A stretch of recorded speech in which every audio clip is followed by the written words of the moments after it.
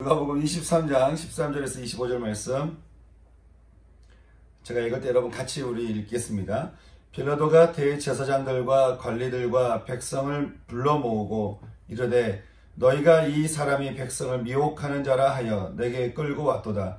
보라, 내가 너희 앞에서 신문하였으되 너희가 고발하는 일에 대하여 이 사람에게서 죄를 찾지 못하였고 헤롯이 또한 그렇게 하여 그를 우리에게 도로 보내었도다. 보라, 그가 행한 일에는 죽일 일이 없느니라. 그러므로 때려서 놓겠노라. 무리가 일제히 소리질러 이르되 이 사람을 없이하고 바라바를 우리에게 놓아 주소서 하니 이 바라바는 성중에서 일어난 밀란과 살인으로 말미암아 옥에 갇힌 자로라. 빌라도는 예수를 놓고자 하여 다시 그들에게 말하되 그들은 소리질러 이르되 그를 십자가에 못 박게 하소서, 십자가에 못 박게 하소서 하는지라. 빌라도가 세 번째 말하되 이 사람이 무슨 악한 일을 하였느냐? 나는 그에게서 죽일 죄를 찾지 못하였나니 때려서 놓으리라 하니 그들이 큰 소리로 재촉하여 십자가에 못 박기를 구하니 그들의 소리가 이긴지라. 이에 빌라도가 그들이 구하는 대로 하기를 언도하고 그들이 요구하는 자 곧 밀란과 살인으로 말미암아 옥에 갇힌 자를 놓아주고 예수는 넘겨주어 그들의 뜻대로 하게 하니라.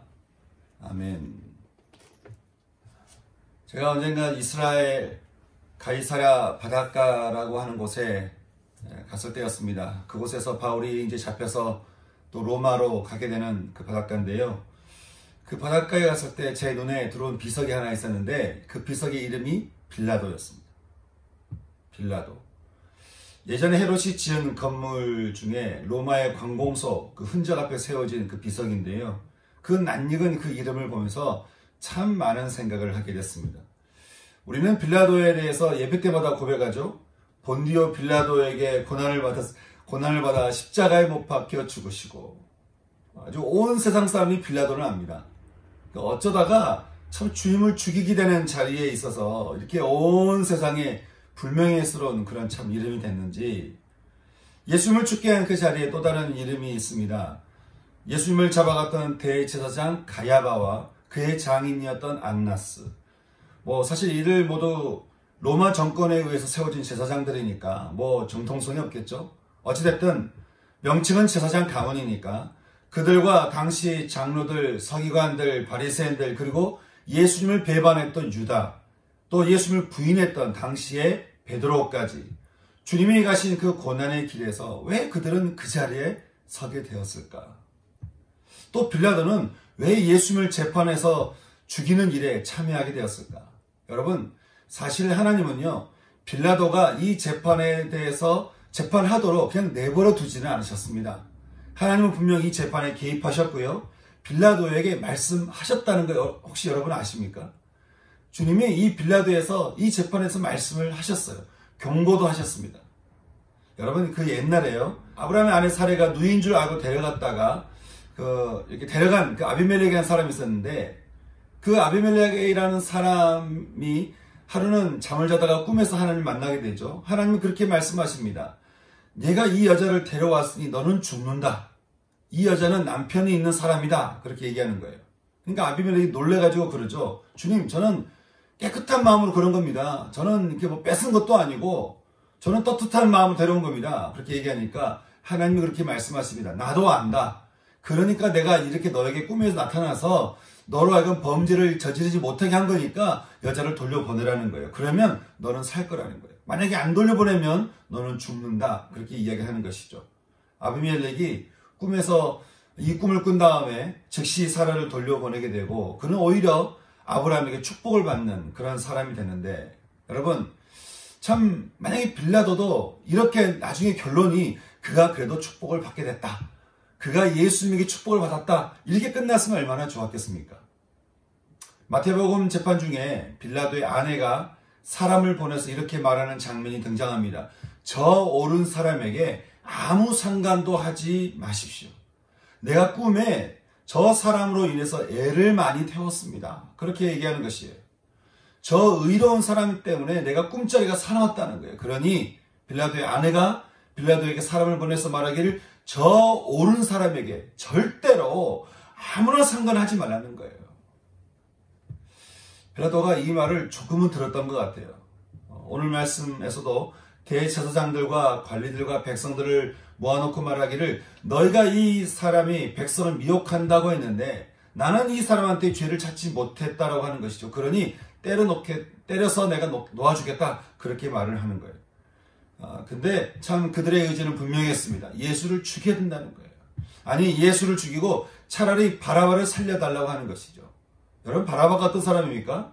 그야말로 사람들을 선동해서 밀란을 일으킨 자요. 그래서 사람을 죽인 죄로 감옥에 갇힌 사람이라고 성경은 이야기를 해주고 있습니다. 그런데 제사장 그 무리들이 말하기를 그 바라바는 살려주고 저 예수를 십자가에 죽이라는 거예요.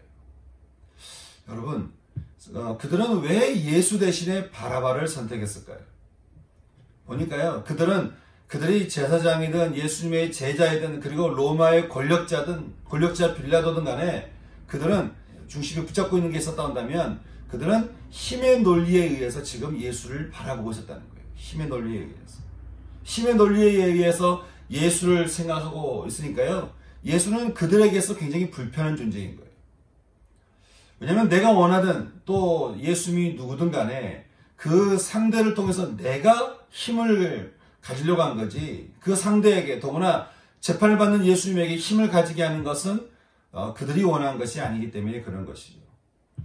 제사장과 장로들, 서기관, 바리새인들이 생각하기에 민중의 힘을 가진 예수는 굉장히 불편한 존재인 거예요. 그러니까 예수님이 어떤 분인가, 예수님이 메시아인가, 과연 그리스도인가 여기에 관심 있는 게 아니고 과연 예수에게 힘이 있냐 이거예요. 지금 교회에 대해서 여러 가지 말이 나오다 보니까 교회에 핍박도 오고 어려움도 오니까 뭔가 힘이 다른 데 있고 뭔가 힘이 인문학적인 것에 있고 뭔가 힘이 코로나에 있고 이러다 보니까 사람들이 그 힘을 따라가는 경향이 있는 것을 보게 돼요. 그것 때문에 교회를 안 나오겠다라고 하는 사람도 있는 것이죠. 힘의 논리에 의해서 예수를 바라보는 거예요. 그러니 예수님 때문에 내가 뭔가 힘을 얻고 축복을 얻고 뭔가를 얻은 것 같으면 내가 예수를 막 따라가고 그렇지 않은 것 같으면 예수를 기꺼이 내가 외면할 수 있는 그런 모습을 그들이 가졌다고 하는 것이죠. 그러니 오히려 민중을 정치적인 이슈로 요동시키는 바라바가 그들 입맛에 맞는 사람이었다라고 하는 것이에요. 그러니 그들이 예수를 버리고 그렇게 바라바를 선택했다고 하는 것이죠. 참 우리는 정말 예수님이 우리에게 주시는 그 생명의 자리에 우리가 있는 사람인가? 아니면 내가 원하는 그 자리에 예수님을 생각하고 또 예수님을 바라보고 그렇게 예수님 곁에 있는 사람인가? 주님이 그런 말씀하셨어요. 내 양은 내 음성을 들으며 나는 그들을 알며 그들은 나를 따른다 그렇게 얘기하는 거예요. 그리고 누구든지 나를 따라오려거든 자기를 부인하고 날마다 자기 십자가를 지고 나를 따르라 그렇게 말씀하는 것이죠. 여러분 우리 주님이 열어놓으신 이 생명의 길에서 여러분 참 우리가 어디에 있어야 되는가? 내 힘을 가지기 위해서 내 생각을 가지고 내 마음의 중심을 가지고 그렇게 우리가 있어야 되는 건지 아니면 참 주님이 주신 생명의 길에서 주님이 주신 생명을 우리가 마음껏 누리는 자로 주님을 나의 주인으로 영접하고 또 주님을 정말 온 세상의 힘이 되시는 분으로 내가 주님을 인정하고 그 주님 앞에 내가 엎드리고 그렇게 내가 주님을 경배하고 주님을 찬양하는 자리에 내가 있어야 되는 것이다. 오늘 말씀을 통해서 예수를 죽이라고 막 소리 질러대는 그 제사장과 여러분 그 무리들 중에 누군가는 예수님의 말씀을 들은 사람도 있을 거 아니에요. 예수님의 기적의 현장을 본 사람도 있을 거 아닙니까? 예수님이 어떤 사람인지 예수님을 눈으로 본 사람도 그 자리에 있을 거 아니에요. 그런데 그 자리에서 이렇게 보게 되면 힘의 논리에 의해서 예수님을 죽이라고 소리를 질러대고 예수를 십자가에 못 박으러 소리 질러대는 그 현장에서 여러분 지금 우리가 살아가는 이 세상도 마찬가지 아니겠습니까? 지금 이 세상도 그렇게 예수님에 대해서 소리 질러대는 교회에 대해서 막 소리 질러대는 그리스도인에 대해서 막 소리 질러대는 이 세상의 이 시점에서 여러분 우리가 어느 자리에 서 있어야 되는 것인지 우리가 어느 곳에 있어야 되는 것인지 주님이 가신 끝까지 생명의 부활로 가시는 그 자리에 우리 함께 주님과 함께 동행하는 삶을 살아야 되는 것인지 마리아와 요한과 또 예수님을 사랑했던 그 여인들처럼 그게 끝까지 주님과 함께 그 십자가의 길을 가는 것이 우리의 길이 되는 것인지, 아니면 세상이 말하는 그 힘의 논리에 의해서 예수님께 더 가까이 갔다가 좀 덜 가까이 갔다가, 예수님에 대해서 좀 더 내가 막 부르짖었다가 또 어떨 때는 안 그랬다가, 그렇게 세상의 힘의 논리에 의해서 그렇게 모여있는 그 군중 사이에서 너는 어느 자리에 있기를 원하냐는, 너희는 어느 자리에 있기를 원하느냐.